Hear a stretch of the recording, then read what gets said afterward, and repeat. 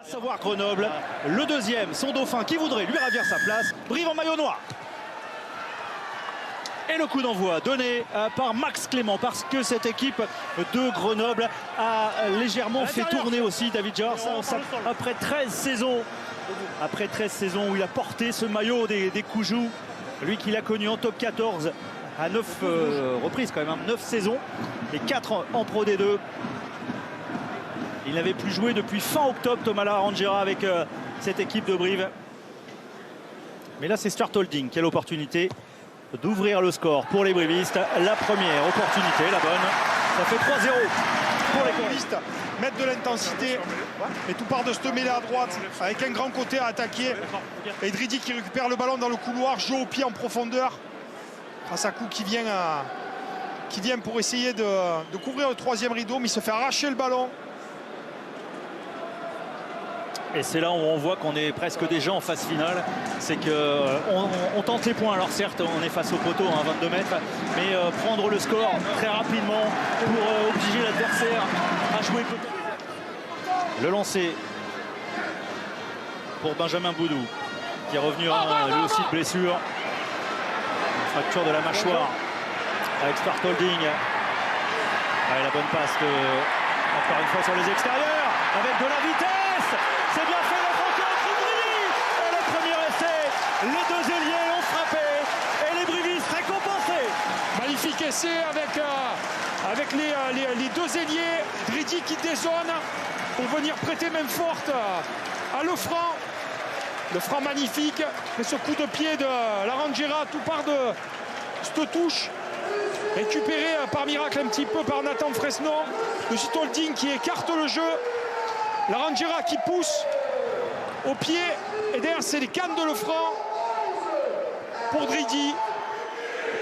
L'ancien Grenoblois, Erwan Dridi, il avait déjà marqué au match aller. Il marque au match retour. C'est lui qui ouvre le score pour les Coujoux. Son 10e essai. 10e essai. Mais là, c'est un travail collectif aussi conclu par... Aussi. Il y en a un qui va pas tarder à sortir, je pense, c'est Dridi, son épaule. On voit de suite, il a appelé le kiné, c'est le signe de l'épaule. Et on voit cette action et c'est lui qui a apporté autre chose dans le jeu de cette équipe de Brive, notamment depuis qu'il a été replacé à l'arrière. Mais il a la capacité de faire beaucoup mieux au pied. Et il passe son premier coup de pied qui permet à son équipe de mener 16-0. Je veux juste... Donc, en contestant le ballon, le joueur n'arrive pas avec de la vitesse, d'accord.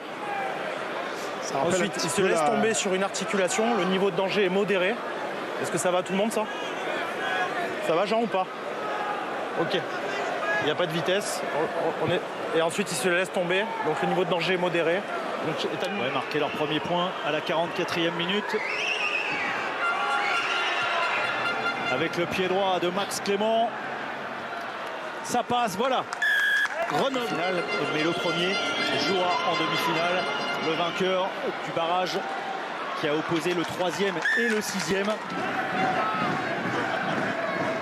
Encore faut-il assurer la conquête, c'est fait.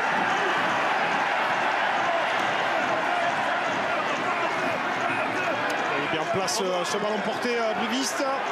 Et la marche avant. Et il avance ce ballon. Il avance. Il n'y a pas d'avantage pour l'instant, mais il reste debout. Et il progresse ce ballon porté. Est-ce que les brivistes, voici l'avantage? Est-ce que les brivistes vont réussir à les marquer? Et le ballon est sorti.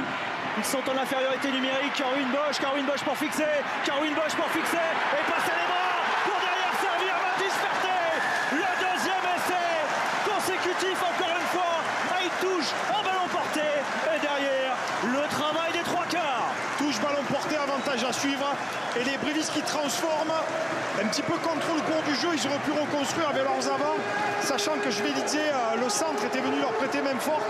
Ils ont voulu de suite contourner par Stuart Holding. Et magnifique action de Bosch qui sur son duel rentre au milieu des deux défenseurs, sort les bras. On voit sur cette action, il travaille Trouillou. Et magnifique, il rentre dans l'intervalle et sort les bras au contact. On le voit sur son duel. Alors, on vous disait ce qu'il a porté Carwin Bosch au jeu des... C'est vrai qu'on Ce offload là est superbe et il amène tout simplement Mathis Fertier à l'essai. Derrière, ça fait 21 puisque...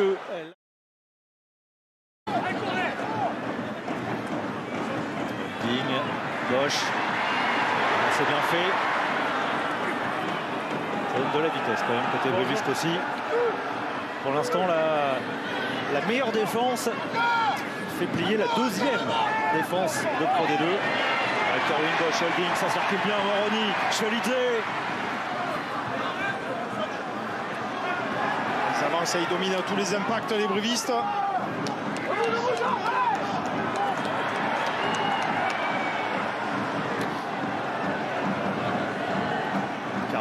Holding, qui sont sortis vite. En revanche là, de l'indécision, on est obligé de passer au sol. Il n'y avait pas trop de solutions sur l'extérieur. À faire reconstruire du côté bruviste, le ballon est là.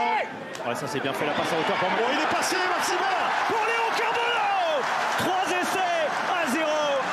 À la 55e minute, Brive prend la tête de la Pro D2. Maintenant, il faut tenir pendant 25 minutes pour essayer d'aller conserver ce fauteuil de leader.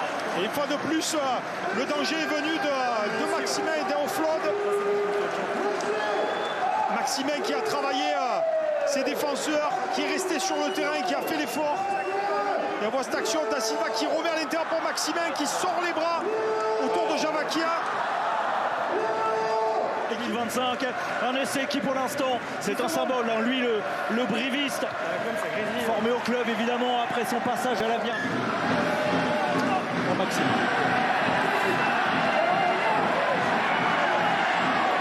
Van der Merwe, qui a ballon en main, semble-t-il. Avec le soutien, vous le voyez, de Schvelidze, le numéro 12. C'est tout le pack briviste qui avance, c'est tout le stade. Amédée Modévé qui va dans l'embut et qui va marquer sa 4e essai. Le bonus offensif est au chaud pour Brive. Lucas Da Silva, 15e essai cette saison pour le talonneur briviste. Monstrueux ce ballon porté qui s'est mis en place à une quinzaine de mètres de la ligne d'essai des Grenoblois. Et dès qu'il a été enclenché, on a vu Schvelidze, on a vu Lefranc venir prêter main forte. Alors paquet d'avant, tout part de cette prise de balle en touche de Maximin et ce travail fait par les hommes de Corneloz. Et la puissance qui fait le reste pour propulser. Avec Darwin Bosch. Dans ses standards. Maintenant, ils sont très dominants ce soir, les brivistes. Oui, mais à 14 contre 14, est-ce que Grenoble va être capable de répondre sur un ballon porté avec Lilian Rossi qui a tenu ce ballon. Pour l'instant, c'est défendu, c'est des accès.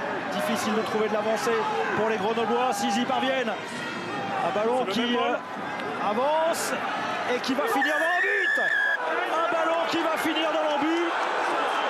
4 minutes. 4 minutes pour conserver le fauteuil de leader pour les brivistes.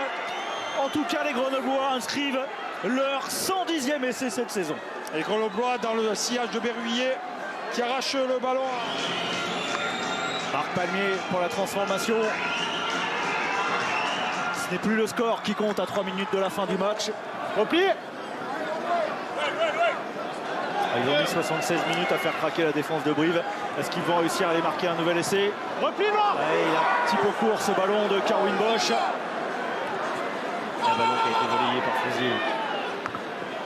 Bien Farnou, Rassakou.